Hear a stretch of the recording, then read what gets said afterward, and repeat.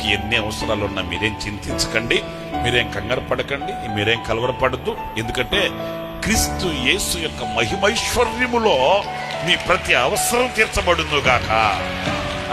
హల్లెలూయా. క్రీస్తు యేసు యొక్క మహిమైశ్వర్యంలో. ఎవరి ఐశ్వర్యంలో? రమేష్ అన్న ఐశ్వర్యంలో కాదు. దమ్మిడి లేదు అన్న దగ్గర, లేకపోతే మీరు కొంతమంది మీద ఆధారపడ్డారు కదా. వాళ్ళు ఉన్నారులే, వాళ్ళు సహాయం చేస్తారు, వీళ్ళున్నారులే, వీళ్ళు మనకు ముందుకు వస్తారు, వీళ్ళున్నారులే మనకు గుప్పులు తిప్పుతారు.